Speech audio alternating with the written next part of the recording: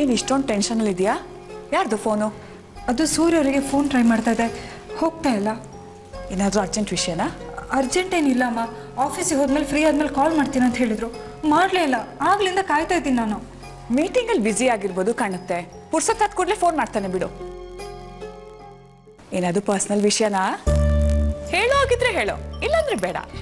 ಇಲ್ಲಮ್ಮ, ಪರ್ಸ್ನಲ್ ಅಂತಲ್ಲ, ನಾನು ಅವರು ಆದಿತ್ಯ ನೋಡೋಕೆ ಹೋಗೋಣ ಅಂತ ಅನ್ಕೊಂಡಿದ್ವಿ, ಅದಕ್ಕೆ. ಅದಾ? ನಿನ್ನೆ ಅವನು ಹೇಳ್ತಾ ಇದ್ದ, ಆದಿತ್ಯ ನೋಡಿ ಭಾಳ ದಿನ ಆಯ್ತು, ಹೋಗಿ ನೋಡ್ಕೊಂಡ್ ಬರ್ಬೇಕು ಅಂತ. ವಿಷಯ ಹೇಗಿದ್ರು ಗೊತ್ತಲ್ವಾ ಆರ್ತಿ?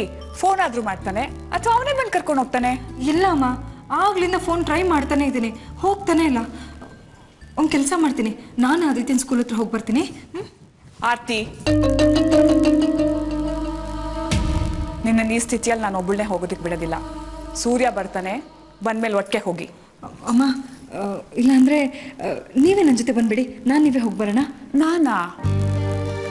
ಒಂದು ಅರ್ಧ ಗಂಟೆ ನನ್ನ ಕೆಲಸ ಇದೆ, ಅದು ಮುಗಿಸ್ ಹೋಗೋಣ. ಸರಿ.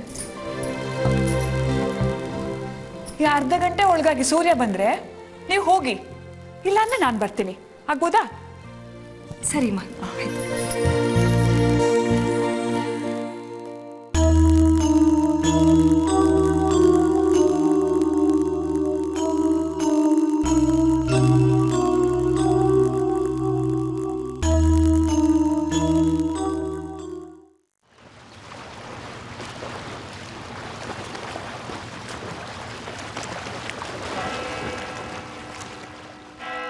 ನೀವಿಲ್ಲಿ ನಿಸ್ಸಂಕೋಚವಾಗಿ ಮಾತಾಡಬಹುದು. ನನ್ನನ್ನು ಹುಡ್ಕೊಂಡು ಬಂದಿರೋ ಕಾರಣ ಏನು ಅಂತ ಹೇಳಿ. ಅದು ನಾವಿಲ್ಲಿಗೆ ಯಾಕೆ ಬಂದಿದ್ದೀವಿ ಅಂದರೆ, ನೀವು ಏನು ಮಾತಾಡ್ತೀರಾ ಅಂತ ನಾನು ಊಹಿಸ್ಬಲ್ಲೆ, ಆದರೆ ನನ್ನನ್ನು ಯಾಕೆ ಹುಡ್ಕೊಂಡು ಬಂದ್ರಿ ಅಂತ ಯೋಚಿಸ್ತಾ ಇದ್ದೀನಿ. ಶಶಾಂಕ್ ವಿಷಯ ಆದರೆ ಮಾತೇ ಬೇಡ.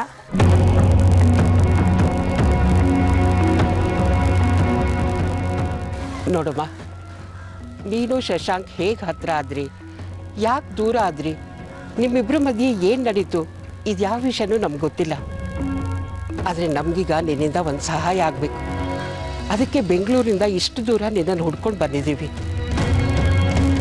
ಅವ್ನು ನಿಮ್ಮನ್ನು ರಾಯಭಾರಿಯಾಗಿ ಕಳಿಸಿದಾನ? ಅಯ್ಯೋ, ಹಾಗೇನೂ ಇಲ್ಲಮ್ಮ, ಅವರಿಗೆ ಈ ವಿಷಯನೇ ಗೊತ್ತಿಲ್ಲ. ಅವ್ನು ನಿಮ್ಮ ಜೊತೆ ಇಲ್ವಾ? ಇದಾನಮ್ಮ, ನಮ್ಮ ಜೊತೆನೇ ಇದ್ದಾನೆ. ಆದರೆ ಅವನೇನು ನಮ್ಮನ್ನು ಇಲ್ಲಿ ಕಳಿಸ್ಲಿಲ್ಲ. ನೋಡ್ಬೇರಿ, ಸಹಾಯ ಬೇಕಾಗಿರೋದು ನಮಗೆ. ಅದಕ್ಕೆ ನಾವು ನಿನ್ನನ್ನು ಹುಡ್ಕೊಂಡು ಬಂದಿದ್ದೀವಿ. ಅವ್ರಿಗೆ ಇದ್ರ ಸುಳಿವು ಕೊಟ್ಟಿಲ್ಲ ನಾವು.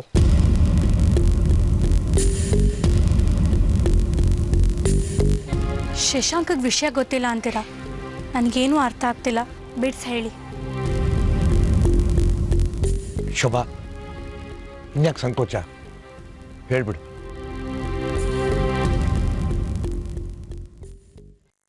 ಮೇರಿ, ಶಶಾಂಕ್ ಜೀವನಕ್ಕೆ ನೀನು ಮತ್ತೆ ಬರಬೇಕು. ಇಂಪಾಸಿಬಲ್.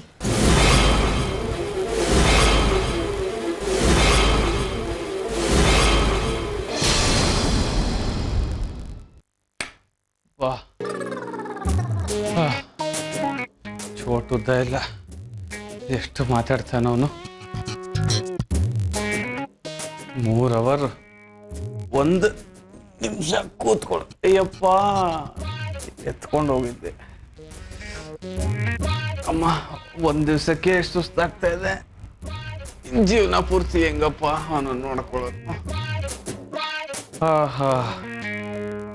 ಹಾ, ಟೈಮ್ ಹೋಗಿದೆ ಗೊತ್ತಾಗ್ತದೆ.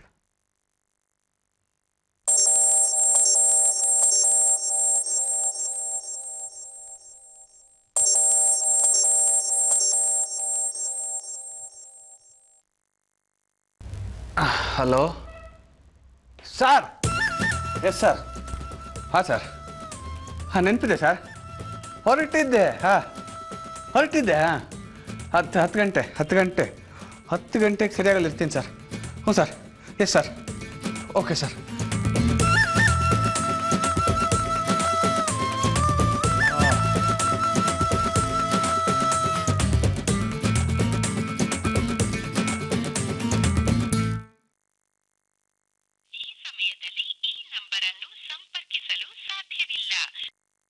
Not reachable. ಅದು ಯಾವ ಊರಿಗೆ ಹೋಗಿ ಕೂತಿದ್ದಾರೆ ಇವರು? ಫೋನು ಸಿಗ್ತಾ ಇಲ್ಲ.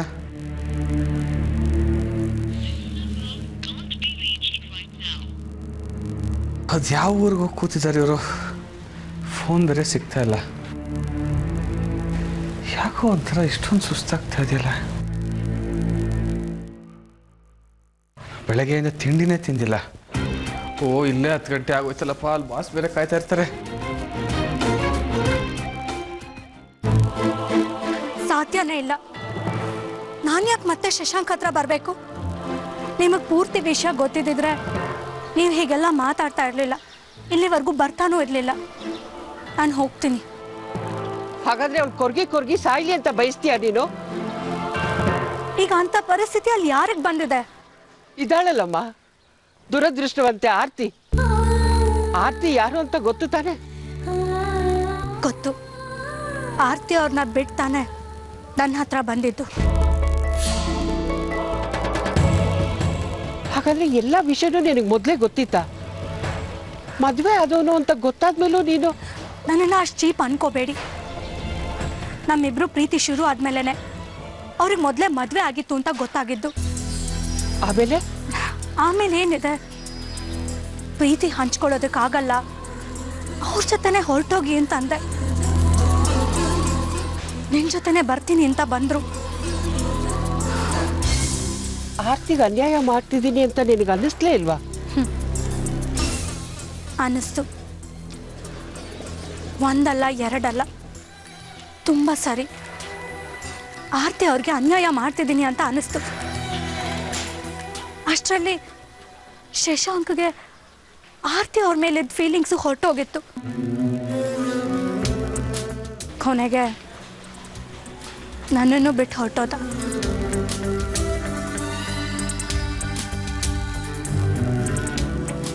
ಆಗ್ಲಿಂದನೂ ನೀನು ಒಂಟಿಯಾಗೇ ಇದೆಯಾ? ನಿನಗೆ ಆಸರೆ ಬೇಕು ಅಂತ ಅನ್ನಿಸ್ಲೇ ಇಲ್ವಾ? ಅನಿಸ್ಲಿಲ್ಲ. ಶಶಾಂಕ್ ನನಗೆ ಆ ಮಟ್ಟದ ಪೆಟ್ಟು ಕೊಟ್ಟಿದ್ದ. ಅದು ವಾಸಿ ಆಗೋದಕ್ಕೆ ಇಷ್ಟು ವರ್ಷ ಹಿಡೀತು. ಈಗ ಯಾವ ತಂಟೆ ತಾಪತ್ರಯನೂ ಇಲ್ಲದೆ ನಾನು ಆರಾಮಾಗಿದ್ದೀನಿ. ಮತ್ತೆ ನಾನು ಅಲ್ಲಿಗೆ ಬಂದು ನನ್ನ ಮನಸ್ಸನ್ನ ಹಾಳು ಮಾಡ್ಕೊಳ್ಳೋದಕ್ಕೆ ನನಗೆ ಇಷ್ಟ ಇಲ್ಲ. ಅಲ್ಲಿಗೆ ಬರೋ ಬದಲು ಸಾಯೋದೇ ವಾಸಿ. ನೀನು ತುಂಬ ನೊಂದಿದ್ಯಾ ಅಂತ ನನಗೆ ಗೊತ್ತು ಮೇರಿ. ಆದರೆ ಶಶಾಂಕ್ ಆರ್ತಿಗೆ ತುಂಬಾನೇ ಕಾಟ ಕೊಡ್ತಿದ್ದಾನೆ. ಅವಳ ಪರಿಸ್ಥಿತಿ ನೋಡಿದ್ರೆ ಕರ್ಳು ಕಿತ್ತು ಬರುತ್ತೆ. ನಿಮ್ಗೆ ನನ್ನ ಪರಿಸ್ಥಿತಿ ನೋಡಿ ಏನು ಅನ್ನಿಸ್ತಾನೆ ಇಲ್ವಾ? ಕ್ಷಮಿಸಿ, ಅದು ಸಾಧ್ಯನೇ ಇಲ್ಲ. ನಾನು ಹಾಗೆ ಮಾಡಬೇಕು ಅಂತಿದ್ದಿದ್ರೆ ಯಾವಾಗಲೂ ಅಲ್ಲಿಗೆ ಬರ್ತಾ ಇದ್ದೆ. ಈ ವಿಷಯ ನಮ್ಮ ತಾಯಿ ಕೂಡ ಗೊತ್ತಿಲ್ಲ. ಅವ್ರು ನನಗೆ ಮದುವೆ ಆಗಿಲ್ಲ ಅಂತಾನೆ ಅನ್ಕೊಂಡಿದ್ದಾರೆ. ಮೇರಿ, ನೀನು ಓದ್ದವಳು, ತಿಳಿದವಳು. ಸ್ವಲ್ಪ ಯೋಚನೆ ಮಾಡಿ ನೋಡು. ಬೇಕಾದ್ರೆ ನೀನು ಟೈಮ್ ತಗೋ, ಆಮೇಲೆ ಹೇಳು.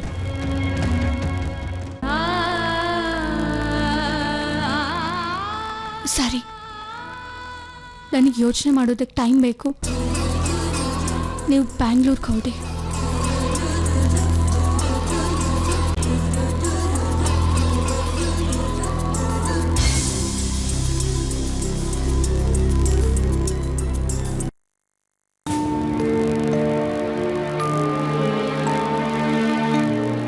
ಅತ್ತೆ, ನಾನು ಗೊತ್ತಾಯ್ತು.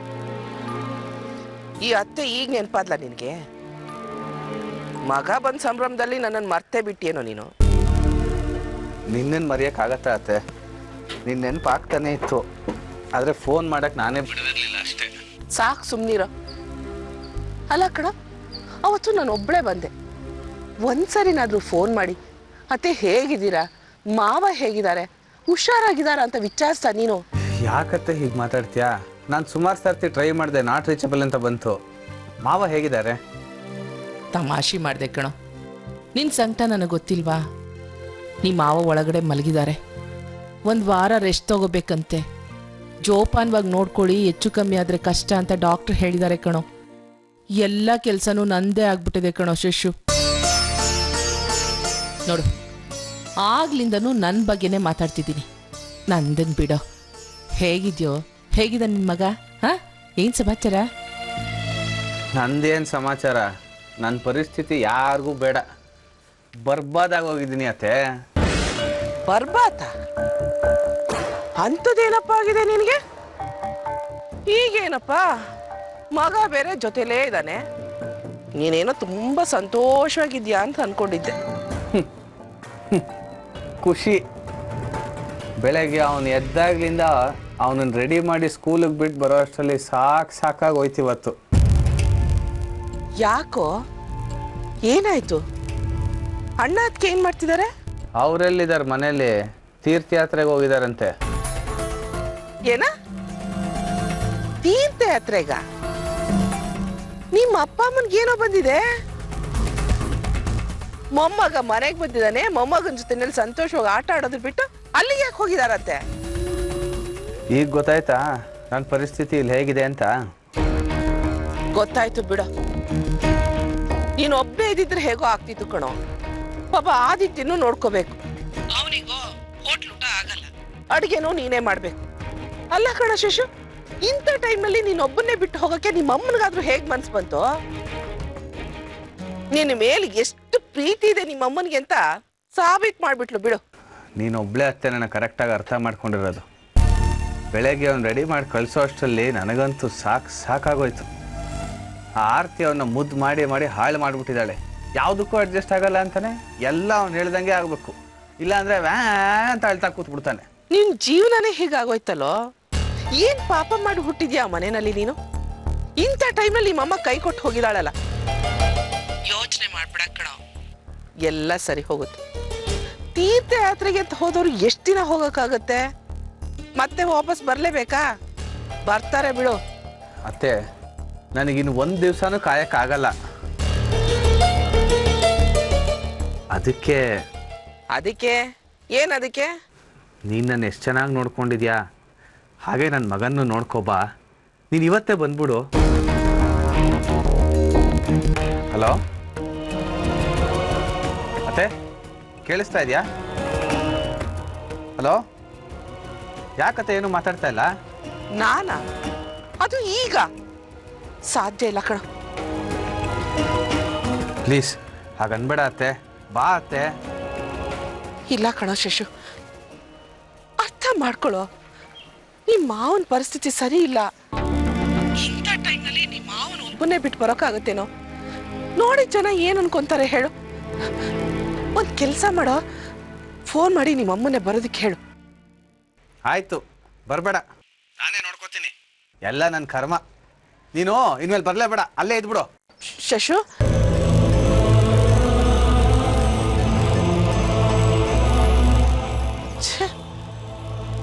ಏನ್ ಮಾಡೋದು? ಈ ಹುಡುಗನ್ ಒಂದು ಅರ್ಥನೇ ಆಗೋಲ್ಲಪ್ಪ.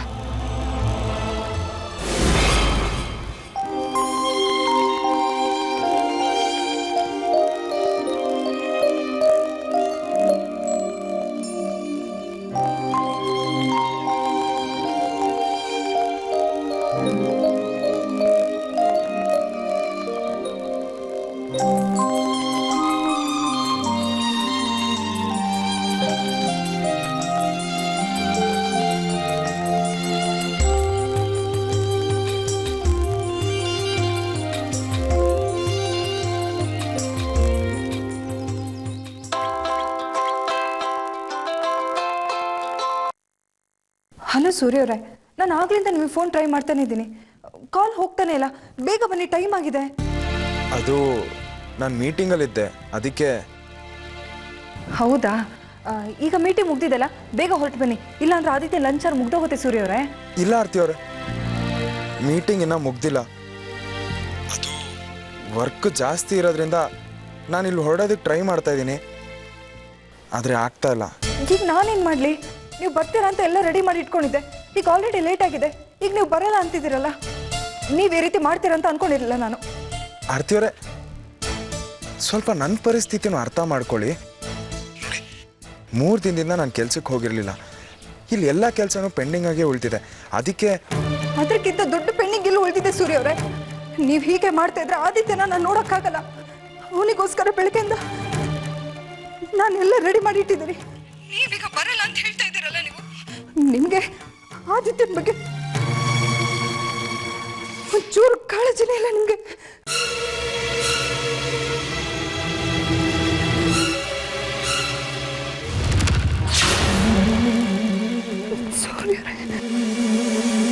ಆರ್ತಿ ಅವರೇ, ಹಲೋ ಹಲೋ ಹಲೋ ಆರ್ತಿ ಅವರೇ, ಏನಾಯ್ತು? ಆರ್ತಿ ಅವರೇ, ಹಲೋ ಹಲೋ ಹಲೋ ಆರ್ತಿ ಅವರೇ, ಏನಾಯ್ತು?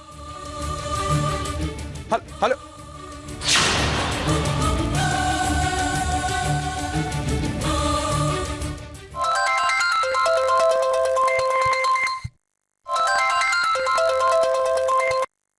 ಹಲೋ ಅಮ್ಮ, ಮನೇಲಿದ್ದೀರಾ ತಾನೆ? ಹೌದು ಸೂರ್ಯ, ಯಾಕೆ? ಅಮ್ಮ, ನಾನು ಇಷ್ಟೊತ್ತು ಆರ್ತಿ ಇರೋ ಹತ್ರ ಮಾತಾಡ್ತಿದ್ದೆ. ಇದ್ದಕ್ಕಿದ್ದಾಗೆ ಏದುಸ್ರು ತಾಳ್ತಾ ಮಾತಾಡೋದೇ ನಿಲ್ಸ್ಬಿಟ್ರು. ಅವ್ರಿಗೇನಾಗಿದೆ ಅಂತ ಹೋಗಿ ನೋಡ್ತೀರಾ?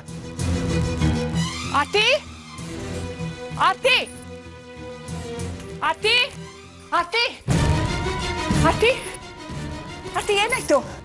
ಆರ್ತಿ ಏನಾಯ್ತಮ್ಮ? ಅಯ್ಯೋ ದೇವ್ರೆ.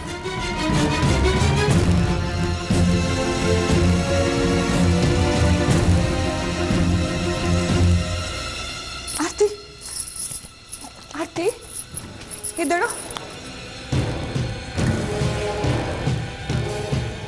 ಹೇಳಮ್ಮ, ಇದ್ದಳು. ಏನಾಯ್ತೆ? ಆರ್ತಿ ಇದ್ದಳು ಇದ್ದಳು, ನಿಧಾನ ಹೇಳು.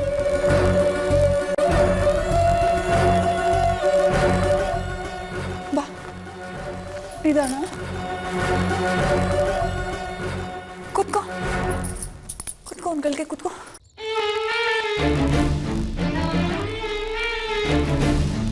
ಹಲೋ ಹಲೋ, ಡಾಕ್ಟರ್ ರಾಜಶೇಖರ್ ಮನೆಯಿಂದ ಗಾಯತ್ರಿ ರಾಜಶೇಖರ್ ಮಾತಾಡ್ತಿದ್ದೀನಿ. ನನ್ನ ಸೊಸೆ ಆರ್ತಿ ಬಿತ್ತೋಗಿದ್ದಾಳೆ, ಸ್ವಲ್ಪ ಬೇಗ ಬರ್ತೀರಾ? ಆರ್ತಿ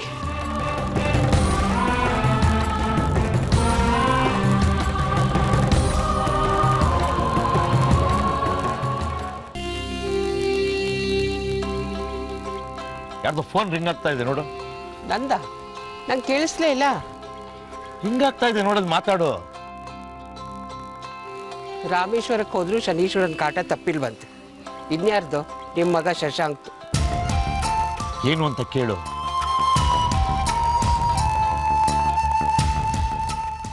ಹಲೋ, ಎಲ್ಲಿದ್ದೀರಾ ನೀವು? ಬೆಳಗ್ಗೆ ಫೋನ್ ಮಾಡಿ ಮಾಡಿ ಸಾಕಾಯ್ತು. ಇಲ್ಲ ಸ್ವಿಚ್ ಆಫ್, ಇಲ್ಲ ನಾಟ್ ರೀಚಬಲ್. ಎಲ್ಲಿದ್ದೀರಾ ಇವಾಗ? ನಾವು ಯಾವಾಗಲೂ ಬರ್ತೀವಲ್ಲ, ಅದೇ ಪುಣ್ಯಕ್ಷೇತ್ರದಲ್ಲಿ ಇದ್ದೀವಿ. ಅಲ್ಲಿಗೆ ಯಾಕೆ ಹೋದ್ರಿ? ಅದು ಒಂದು ಮಾತು ಹೇಳಿಲ್ಲ ನನಗೆ. ನಾನು ಏನು ತಿಳ್ಕೊಬೇಕು ಹೇಳೋ? ನೀನು ಏನು ಬೇಕಾದರೂ ತಿಳ್ಕೊಳ್ಳೋ. ಅಲ್ಲ, ನೀನು ಎಲ್ಲ ಕೆಲಸನೂ ನಮ್ಗೆ ಹೇಳೇ ಮಾಡ್ತೀಯ. ನಮಗೆ ಈ ಕ್ಷೇತ್ರಕ್ಕೆ ಬರಬೇಕು, ದೇವಿ ದರ್ಶನ ಮಾಡಬೇಕು ಅಂತ ಅನ್ನಿಸ್ತು. ಅದಕ್ಕೆ ತಕ್ಷಣ ಹೊರಟು ಬಂದ್ವಿ.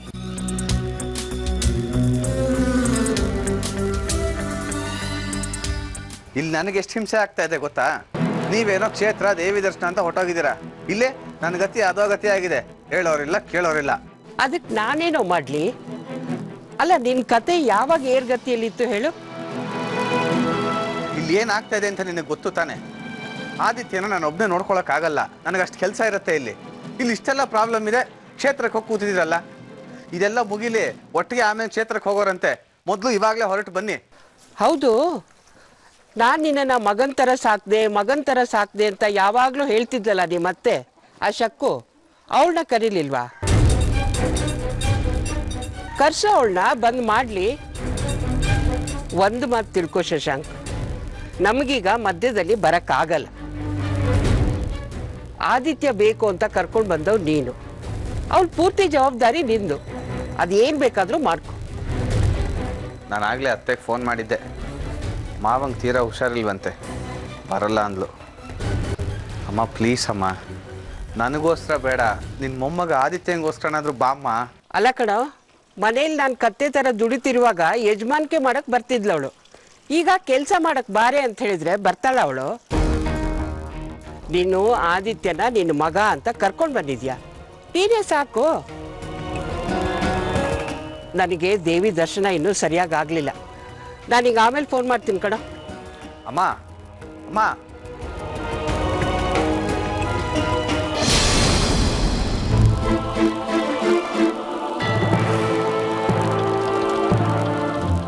ಮೇರಿ, ನಾನು ಮಾತಾಡಿದ್ದನ್ನೆಲ್ಲ ನೀನು ಕೇಳಿಸ್ಕೊಂಡಿದ್ಯಾ ಅಂತ ಅಂದ್ಕೊಂಡಿದ್ದೀನಿ. ನನಗೀಗಲೂ ನನ್ನ ಮಗನಿಗಿಂತ ನನ್ನ ಸೊಸೆನೇ ಮುಖ್ಯ. ನನ್ನ ಸೊಸೆ ಆರ್ತಿ ಜೀವನ ತುಂಬ ತೊಂದರೆಯಲ್ಲಿ ಸಿಕ್ಕಾಕ್ಕೊಂಡಿದೆ. ಅವಳ ಜೀವನ ಸರಿ ಮಾಡೋದು ನಿನ್ನ ಕೈಲಿದೆ ಅಮ್ಮ. ನೀನು ದೊಡ್ಡ ಮನಸ್ಸು ಮಾಡಬೇಕು, ಇಲ್ಲ ಅಂದರೆ ಆರ್ತಿ ಪ್ರಾಣಕ್ಕೆ ಅಪಾಯ ಇದೆ. ನಿನ್ನ ಕೈ ಮುಗ್ದು ಕೇಳ್ಕೊತೀನಿ.